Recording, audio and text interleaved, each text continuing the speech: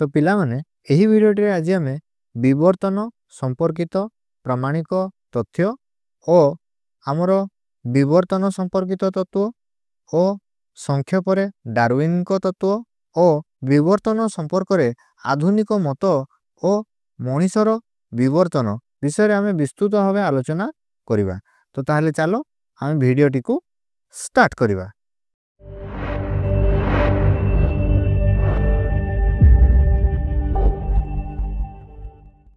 तो देखो विवर्तन संपर्कित प्रमाणित तथ्य प्रथमे होची जीवाश्म आधारित प्रमाण।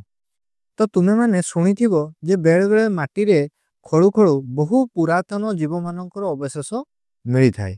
तो यही जो लक्ष लक्ष वर्ष पूर्वे पृथ्वी रे बसवास करथवा प्राणी और उद्भिदर अवशेष को आमर जीवाश्म बा फसिल बोली कुहा जाय थाए। तो देखो पृथ्वी रो विभिन्न अंशरू आमर जीवाश्म मिली थाए एवं यही जीवाश्म को आधार करी सही प्राचीन जुगर पृथ्वी और से समय थिबा वृक्षलता और प्राणी मानक संपर्क रे एक धारणा हमको मिली थाए। तो यही जीवाश्म को आधार करी विभिन्न भिन्न गोष्ठी मध्यरे संपर्क स्थापन करी हुए। उदाहरण हैला सरीसृप और विहंग। तो जदि आमे दुई गोष्ठी को लक्ष्य करिबा ताहले आमे कोन देखिबा ना जे यही दुई गोष्ठी मध्यरे समानता कम असमता अधिक देखा जाय थाए। किंतु जेतेबेले आर्कियोप्टेरक्स नामक प्राणीर जीवाश्म आविष्कार हैला देखा गला जे सेथिरे उभय सरीसृप और विहंगर लक्षण मान थिला। तो से सबु को अध्ययन करी प्राणी विज्ञानी माने प्रमाण कले जे आजीर जो उष्ण रक्तधारी चलचंचल निभश्चर एरियल विहंगर पूर्वज होउचंती शीतल रक्तयुक्त मंथर और कम सक्रिय सरीसृप। तापरे द्वितीय देख गठन भित्तिक प्रमाण। तो कौनसी प्राणी को चिन्हिबा को हेले प्रथमे तार लक्षण और गठन को विचार रे निया जाए। तो देखो प्राणी मानकर लक्षण और गठन को अध्ययन करने को आमर मॉर्फोलॉजी बोली कुहा जाय थाए। यह क्वेश्चन आसीपारे जे प्राणी मानकर लक्षण और गठन को अध्ययन करने को कौन कुहा जाय थाए। तेणु तुम्हें यहाँ को टिके मने रखिबो। तो विभिन्न प्राणी मानकर लक्षण को आधार करी देखा जायछि जे भिन्न भिन्न प्राणी को मध्यरे अनेक सामंजस्य रहिछि। जेपरि कि प्रथम रहउछि हमर कोन ना समजात अंग बा होमोलोगस ऑर्गन्स। तो देखो जदि हमें किछि प्राणी को लक्ष्य करिबा हमें कोन देखिबा ना जे बादुडीरो डेणा पक्षीरो डेणा सेही परि प्राणी रे थिबा सील और तिमी मानंको पहरिबा पाई व्यवहृत पक्ष बा फ्लिपर सेही परि घोड़ार गोड़ और मनीषर हाथ आदि अंग गुड़िकर कार्य सबु भिन्न भिन्न। अर्थात देखो एमाने तांको डेणा को व्यवहार करी उड़ी थांती, एमाने तांको पक्ष व्यवहार करी पानी रे पहरंती एवं एमाने तांको गोड़ और हाथ को व्यवहार करी विभिन्न कार्य करी थांती। तो देखो यही अंग गुड़िको भिन्न भिन्न कार्य करुथिले सुधा सेमानंकर उद्भव एका परी होई थाए। अर्थात ए सबु अंगर मौलिक गठन शैली और सूक्ष्म गठन एवं भ्रूण विकासगत उद्भव तथा विकासक्रम समान होई थाए। अर्थात जेतेबेले भ्रूण विकास घटी यही अंग गुड़िकर सृष्टि होई थाए सेतेबेले सेगुड़िक सबु एक समान प्रक्रिया द्वारा बढ़ी थांती। किंतु समस्तंकर आकार अलगा होई थाए किंतु प्रक्रिया बा क्रम हमर समान थाए। तेणु यही अंग गुड़ी को हमें समजात अंग बा होमोलोगस ऑर्गन बोली कुहा जाय थाए। तापर देखो अनुरूपी अंग। तो देखो यही अंग गुड़िकर कार्य एक प्रकार होई थाए मात्र सेगुड़िकर मौलिक गठन शैली सूक्ष्म गठन भ्रूण विकासगत उद्भव तथा विकास क्रम रे अनेक पार्थक्य रही। तो देखो आमर होमोलोगस ऑर्गन बा समजात अंगरे आमे कोन देखिथिले ना सेगुड़िकर कार्य भिन्न होई थाए किंतु सेगुड़िकर गठन शैली एवं उद्भव रे सामंजस्य रहउथला। किंतु अनुरूपी अंगरे कोन होउजी ना एठारे अंग गुड़िकर कार्य समान किंतु सेगुड़िकर उद्भव और गठन ଆମର ପାର୍ଥକ୍ୟ ରହିଛି। ତ ଆସ ଏହାର କିଛି ଉଦାହରଣକୁ ଲକ୍ଷ୍ୟ କରିବା। ନା ଉଦାହରଣ ହେଉଛି ପତଙ୍ଗର ଡେଣା, ବିହଙ୍ଗର ଡେଣା ବା ବାଦୁଡ଼ିର ଡେଣା। ତ ଏଗୁଡ଼ିକ ହେଉଛନ୍ତି ଆମର ଅନୁରୂପୀ ଅଙ୍ଗର କିଛି ଉଦାହରଣ। ଏବଂ ଦେଖ ବାଦୁଡ଼ିର ଡେଣା ହେଉ ବା ବିହଙ୍ଗର ଡେଣା ହେଉ, ଉଭୟ ଡେଣା ଗୁଡ଼ିକ ଆମର ବ୍ୟବହାର ହୋଇଥାନ୍ତି ଉଡ଼ିବା କାର୍ଯ୍ୟ ପାଇଁ। ତ ତାହେଲେ ଦେଖ ଏଠାରେ ତାହେଲେ ଆମର କାର୍ଯ୍ୟଟି ଆମର ସମାନ ହେଲା ଯେ ଏହି ଉଭୟଙ୍କର ଡେଣା ଗୁଡ଼ିକ ତାଙ୍କୁ ଉଡ଼ିବାରେ ସାହାଯ୍ୟ କରିଥାଏ। ତ ସେହିପରି ଆଉ କିଛି ଉଦାହରଣକୁ ଆସ ଲକ୍ଷ୍ୟ କରିବା। ନା ନାଗଫେଣିର କଣ୍ଟା ଓ ବରକୋଳି ଗଛର କଣ୍ଟା ଇତ୍ୟାଦି ହେଉଛନ୍ତି ଆମର ଏହି ଅନୁରୂପୀ ଅଙ୍ଗର କିଛି ଉଦାହରଣ। ତ ଏହି ଅଙ୍ଗ ଗୁଡ଼ିକୁ ଆମର ଅନୁରୂପୀ ଅଙ୍ଗ ବା ଯାହାକୁ ଇଂରାଜୀରେ ଆମର ଏନାଲଗସ୍ ଅର୍ଗାନ୍ସ ବୋଲି କୁହାଯାଇଥାଏ। ତାପରେ ଦେଖ ଅବଶେଷାଙ୍ଗ ବା ଭେଷ୍ଟିଜିଆଲ ଅର୍ଗାନ। ତ ଦେଖ ଅବଶେଷାଙ୍ଗ ଏହା ହେଉଛି ଶରୀରର ଏପରି ଏକ ଅଙ୍ଗ ଯାହାର ବର୍ତ୍ତମାନ କିଛି ବ୍ୟବହାରରେ ଆସୁନାହିଁ। ତ ଦେଖ ତାହେଲେ ତୁମେମାନେ ଭାବୁଥିବ ଯେ ଏହି ଅଙ୍ଗ ଶରୀରରେ କାହିଁକି ଅଛି? ନା ଦେଖ ଏହି ଅଙ୍ଗ ଏବେ ବ୍ୟବହୃତ ହେଉନାହିଁ, କିନ୍ତୁ ଆଗରୁ ଏହା ଶରୀରରେ କୌଣସି ନା କୌଣସି କାମରେ ଲାଗୁଥିବ, କିନ୍ତୁ ଜୀବର ବିକାଶ କ୍ରମେ ଏହାର ଆଉ କାମ ନାହିଁ ବା ଅକାମୀ ହୋଇଯାଇଛି ଓ ଶରୀରରୁ ଏହା ଅଦୃଶ୍ୟ ହେବା ପୂର୍ବରୁ କିଛି ଅଂଶ ରହିଯାଇଛି। ଉଦାହରଣ ସ୍ୱରୂପ ସାପ ଗାତରେ ଆଶ୍ରୟ ନେବା ପରଠାରୁ ତାର ଅବୟବର କୌଣସି ଆବଶ୍ୟକତା ନାହିଁ, ତଥାପି ଅଜଗର ଏବେ ମଧ୍ୟ ଏହି ଅବୟବର କିଛି ଅବଶେଷ ରହିଛି। ସେହିପରି ଯଦି ଆମେ ମଣିଷ ଶରୀରକୁ ଲକ୍ଷ୍ୟ କରିବା ତାହେଲେ ଆମେ କ'ଣ ଦେଖିବା ଯେ ଆମ ଶରୀରରେ ମଧ୍ୟ ଏପରି ଏକ ଅଙ୍ଗ ରହିଛି। ସେଇଟା କ'ଣ? ନା ଦେଖ ଆମ ଶରୀରର ବୃହଦନ୍ତ୍ରରେ ଥିବା ଆପେଣ୍ଡିକ୍ସ ହେଉଛି ଏକ ଅବଶେଷାଙ୍ଗ। ଦେଖ ଯଦି ତୃଣଭୋଜୀ ପ୍ରାଣୀମାନଙ୍କୁ ଲକ୍ଷ୍ୟ କରିବା ତାହେଲେ ଆମେ କ'ଣ ଦେଖିବା? ନା ସେମାନଙ୍କ ଠାରେ ବି ଏବେ ବି ଏହି ଆପେଣ୍ଡିକ୍ସ ରହିଛି ଓ କାମ କରୁଛି, କିନ୍ତୁ ମଣିଷ ଶରୀରରେ ଏହା ଏବେ କାମ କରୁନାହିଁ। ତ ଯଦି ତୁମେ ବାଘ, ସିଂହ ପରି ମାଂସାଶୀ ପ୍ରାଣୀଙ୍କୁ ଲକ୍ଷ୍ୟ କରିବ ତାହେଲେ ତୁମେ ଦେଖିବ ଯେ ସେମାନଙ୍କ ନିକଟରେ ଏହା ଆଦୌ ନଥାଏ। ତାପରେ ହେଉଛି ଆମର ଭ୍ରୂଣ ବିଜ୍ଞାନ ଆଧାରିତ ପ୍ରମାଣ।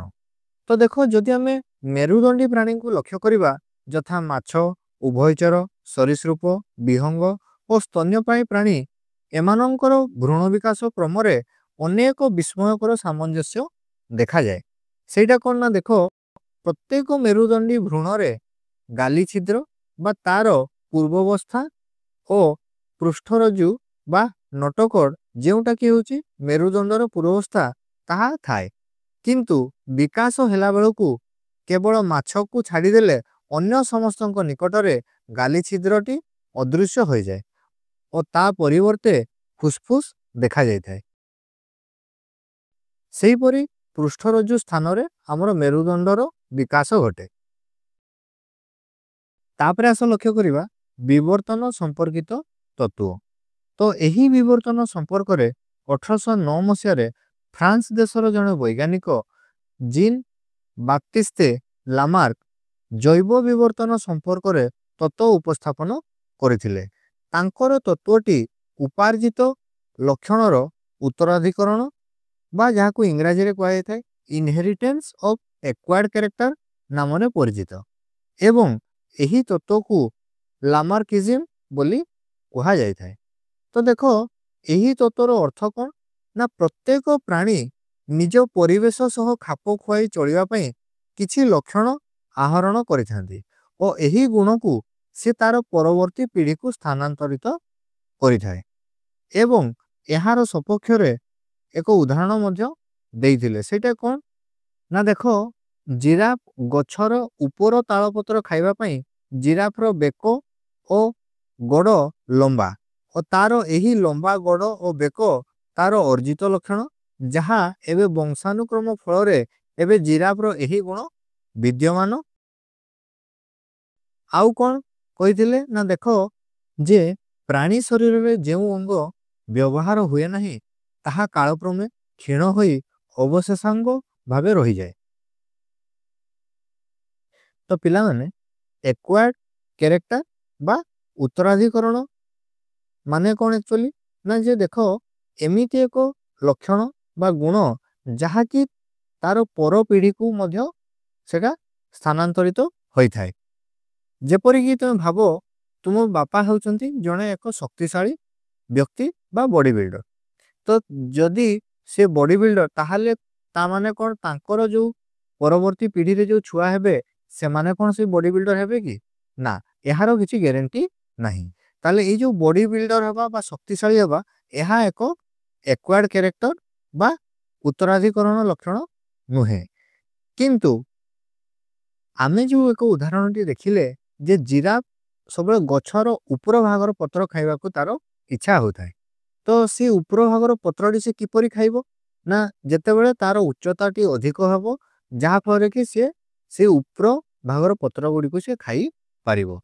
तो एही परी बहु वर्ष गति करिया परे धीरे धीरे धीरे धीरे जिराफर आकार बढ़ी की वर्तमान देखो तार आकारटी किपरि होई थाए ना गोड़ गुडी को मध्य लंबा होई थाए एवं बेकोटी मध्य लंबा होई थाए जहा फल कौन होई थाए ना से ऊपर भागर पत्र गुडी को खाई पारि जाए। तो वर्तमान देखो से जिराफर बेकोटी जो लंबा अछि एवं गोड़टी मध्य जो लंबा अछि एही गुणटी वर्तमान तार पर पीढ़ी रे मध्य ताहा परिलक्षित हेउछि।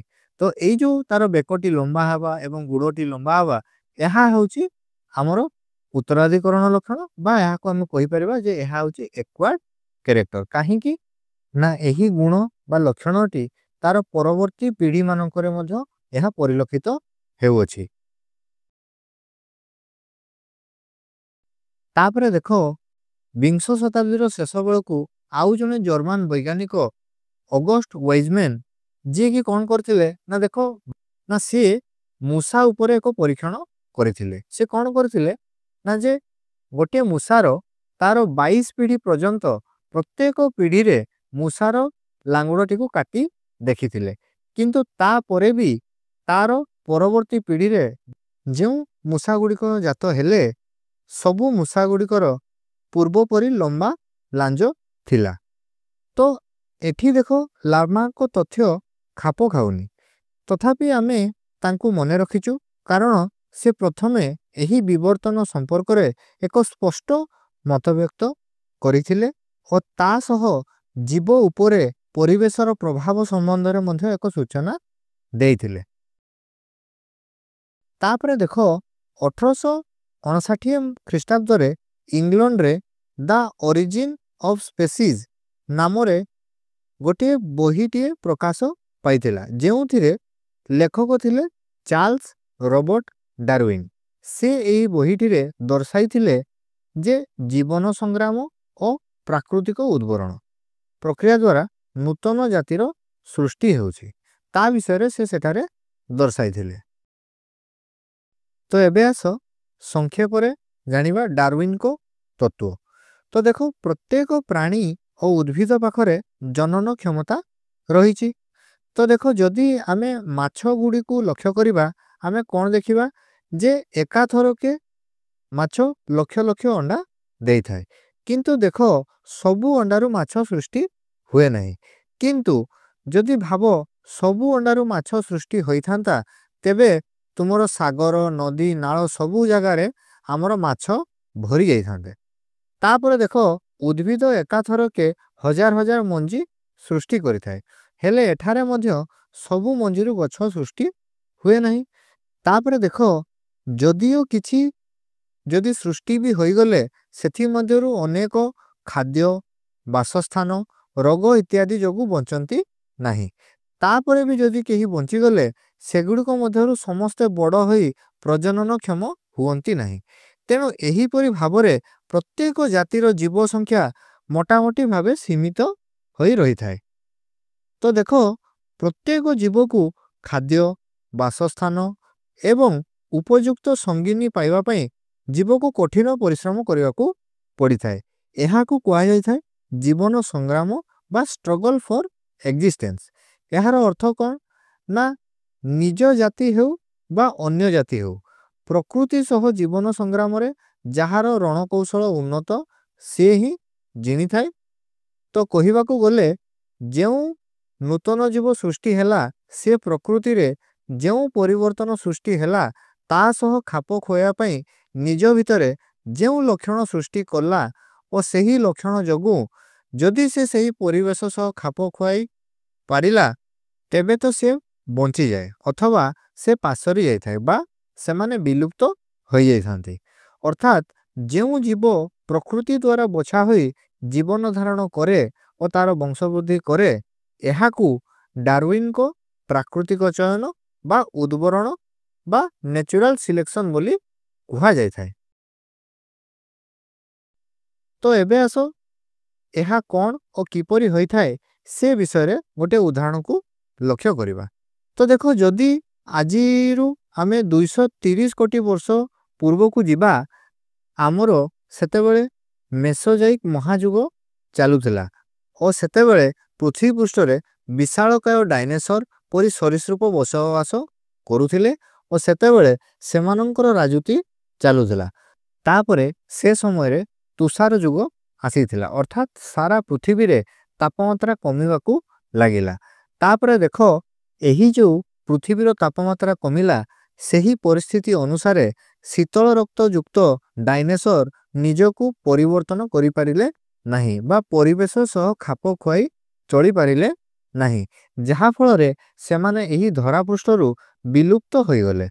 କିନ୍ତୁ ସେହି ସମୟରେ ଯେଉଁ ଛୋଟ ସରୀସୃପ ଓ ଉଷ୍ଣରୁକ୍ତଧାରୀ ସ୍ତନ୍ୟପ୍ରାୟୀ ଓ ବିହଙ୍ଗମାନ ଥିଲେ ସେମାନେ ନିଜକୁ ସେହି ପରିବର୍ତ୍ତିତ ପରିବେଶ ସହ ଖାପ ଖୁଆଇ ଚଳିପାରିଲେ ଯାହାଫଳରେ ପ୍ରକୃତି ସେମାନଙ୍କୁ ଗ୍ରହଣ କରିନେଲା ଅର୍ଥାତ୍ ସେମାନେ ବଞ୍ଚିଗଲେ। ସେହିପରି ଆହୁରି ଆମେ ପ୍ରାଣୀ ଯେଉଁମାନେ ପ୍ରକୃତି ସହ ଖାପ ଖୁଆଇ ପାରିଲେ ସେମାନେ ବଞ୍ଚି ରହିଲେ ଓ ଆଉ ଯେଉଁମାନେ ଖାପ ଖୁଆଇ ପାରିଲେ ନାହିଁ ସେମାନେ ବିଲୁପ୍ତ ହୋଇଗଲେ ବା ଏକ୍ସଟିଙ୍କ୍ଟ ହୋଇଗଲେ। ତାପରେ ଆସ ଲକ୍ଷ୍ୟ କରିବା ବିବର୍ତ୍ତନ ସମ୍ପର୍କରେ ଆଧୁନିକ ମତ।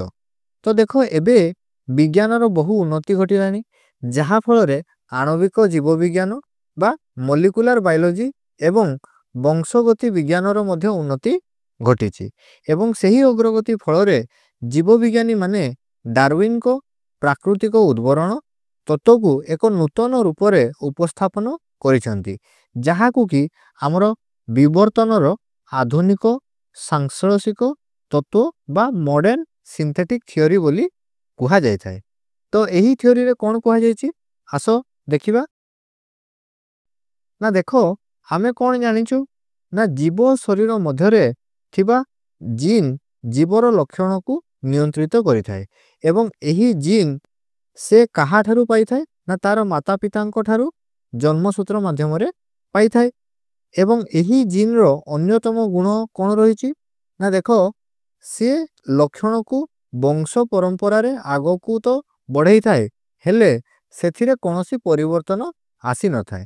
ତ ଯଦି ଜିନ୍ରେ ପ୍ରତି ପିଢ଼ିରେ ପରିବର୍ତ୍ତନ ଆସିଥାନ୍ତା ତେବେ ସବୁ ଜୀବ ବା ପ୍ରାଣୀ ଯାହା ବି ଜନ୍ମ ନେଇଥାନ୍ତେ ସେ ସବୁଙ୍କ ପାଖରେ କିଛି କିଛି ନୂଆ ଲକ୍ଷଣ ଦେଖିବାକୁ ମିଳିଥାନ୍ତା। ତେଣୁ ଜିନ୍ ବଂଶ ପରମ୍ପରାରେ ଲକ୍ଷଣକୁ ଅପରିବର୍ତ୍ତିତ ରଖିଥାଏ କିନ୍ତୁ ଯଦି ଜିନ୍ର ଲକ୍ଷଣ ଅପରିବର୍ତ୍ତିତ ରହିବ ତେବେ ଜୀବଜଗତରେ ନୂତନ ଲକ୍ଷଣ ଉଦ୍ଭବ ମଧ୍ୟ ହେବ ନାହିଁ ଓ ଜୀବଜଗତରେ ବିବିଧତା ମଧ୍ୟ ଆସିବ ନାହିଁ। ତ ତାହେଲେ ଜିନ୍ରେ ପରିବର୍ତ୍ତନ ଆସେ କିପରି ନା ଦେଖ ବିଭିନ୍ନ ଧରଣର ପ୍ରାକୃତିକ କାରକର ପ୍ରଭାବରେ ଜିନ୍ରେ ପରିବର୍ତ୍ତନ ବା ନବୋଦ୍ଭବ ବା ମ୍ୟୁଟେସନ ଯାହାକୁ କୁହାଯାଇଥାଏ ତାହା ଦେଖା ଯାଇଥାଏ।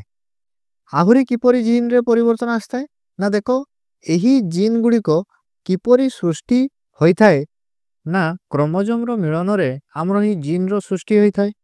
ତ ଯଦି କ୍ରୋମୋଜୋମ ମଧ୍ୟରେ କିଛି ତ୍ରୁଟି ଥାଏ ତେବେ ମଧ୍ୟ ଏହି ତ୍ରୁଟି ଯୋଗୁଁ ଜିନ୍ରେ ମଧ୍ୟ ପରିବର୍ତ୍ତନ ଦେଖାଯାଇଥାଏ ଓ ଜିନୀୟ ପୁନଃସଂଯୋଜନ ବା ଜେନେଟିକ୍ ରିକମ୍ବିନେସନ ଅର୍ଥାତ୍ ଏହି ପ୍ରଣାଳୀରେ କ'ଣ କରାଯାଇଥାଏ ନା ଦୁଇଟି କ୍ରୋମୋଜୋମ ମଧ୍ୟରେ ବା ଗୋଟିଏ କ୍ରୋମୋଜୋମର କିଛି ଜିନ୍ ଗୁଡ଼ିକର ସ୍ଥାନ ଅଦଳ ବଦଳ କରାଯାଇଥାଏ ଯାହାଫଳରେ ମଧ୍ୟ ଜିନ୍ରେ ପରିବର୍ତ୍ତନ ଆସିଥାଏ।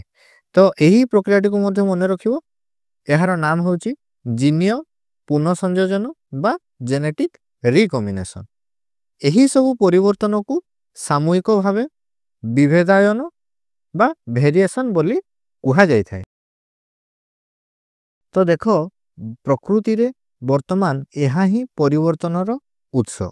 ତାପରେ ଦେଖ ପ୍ରକୃତିର ମନୋନୀତ ଜୀବମାନଙ୍କର କୌଣସି ଲକ୍ଷଣରେ ଯଦି କୌଣସି ପରିବର୍ତ୍ତନ ଆସିଥାଏ ତେବେ ବଂଶାନୁକ୍ରମ ମାଧ୍ୟମରେ ସେ ଏହି ଲକ୍ଷଣକୁ ନୂତନ ଯେଉଁ ଜୀବ ସୃଷ୍ଟି ହେବ ତାହା ପାଖକୁ ଏହି ଲକ୍ଷଣ ବଢ଼ାଇ ଦେଇଥାଏ। ଯାହାଫଳରେ ଯଦି ଏହି ଲକ୍ଷଣକୁ ନେଇ ସେ ପ୍ରକୃତି ଦ୍ୱାରା ମନୋନୀତ ହୁଏ ତେବେ ସେ ବଞ୍ଚି ରହେ ଓ ଏହା ମଧ୍ୟ କୁହାଯାଇପାରିବ ଯେ ସେଇ ଜୀବନ ସଂଗ୍ରାମଟି ସଫଳ ହେଲା। ତ ଏଇଠୁ ଆମର ଉଦ୍ବରଣ ବା ଚୟନର ଆବଶ୍ୟକତା ସ୍ପଷ୍ଟ ହୁଏ।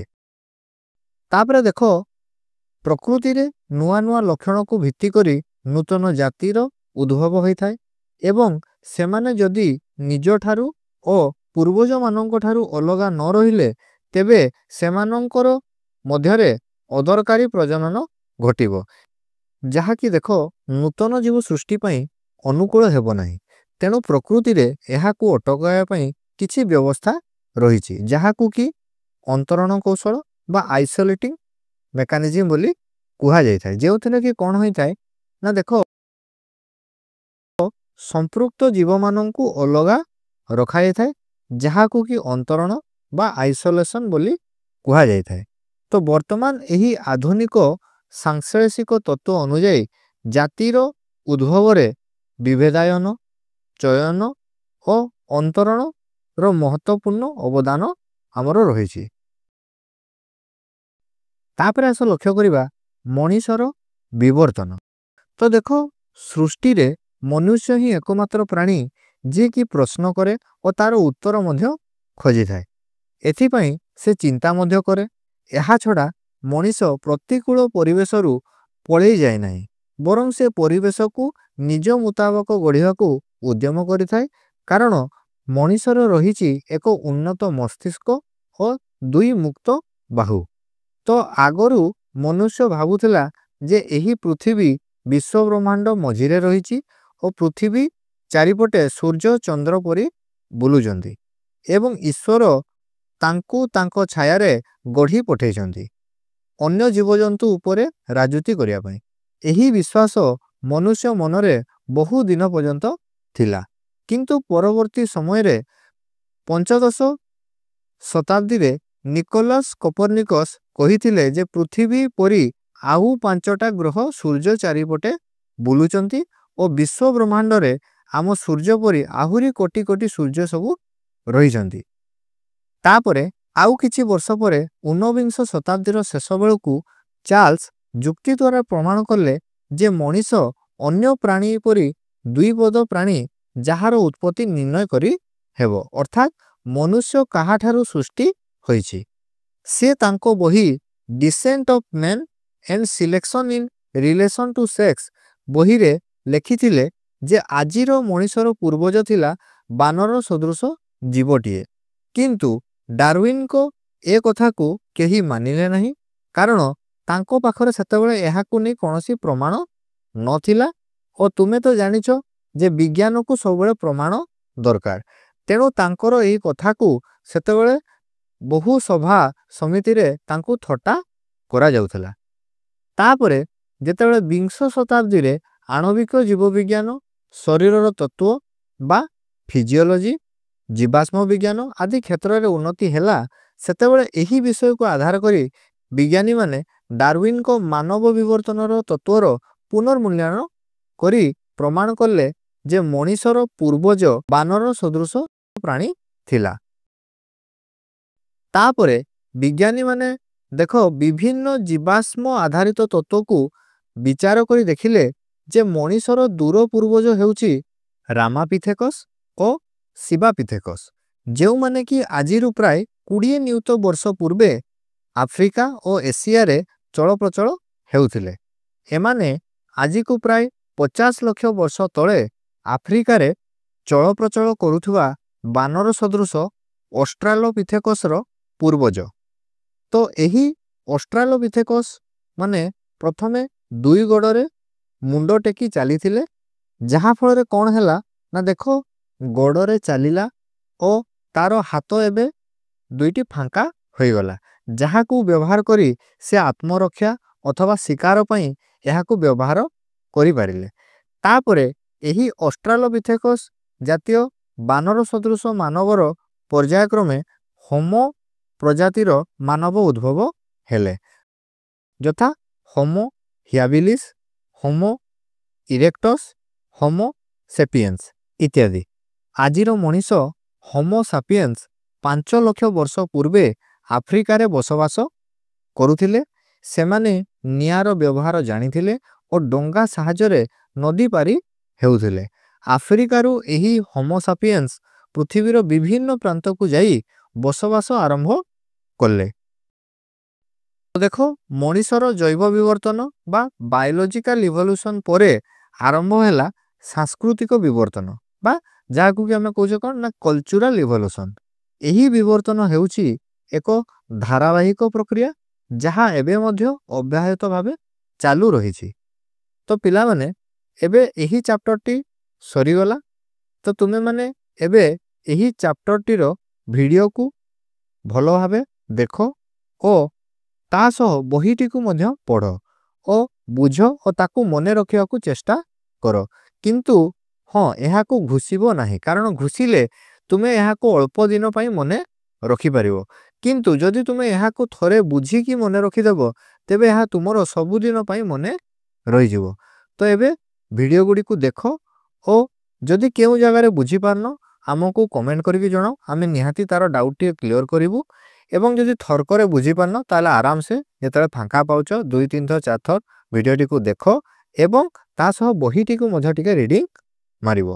ତ ତାହେଲେ ଯଦି ଭିଡ଼ିଓଟି ଭଲ ଲାଗିଥାଏ ତାହେଲେ ଆମ ଭିଡ଼ିଓଟିକୁ ଲାଇକ୍ କରିଦେବ ଏବଂ ଆମ ଚ୍ୟାନେଲଟିକୁ ଯଦି ତୁମେ ସବସ୍କ୍ରାଇବ୍ କରିନ ତାହେଲେ ତଳେ ଯେଉଁ ସବସ୍କ୍ରାଇବ୍ ବଟନ୍ ଅଛି ତାକୁ କ୍ଲିକ୍ କରିକି ଆମ ଚ୍ୟାନେଲଟିକୁ ନିହାତି ସବସ୍କ୍ରାଇବ୍ କରିଦେବ।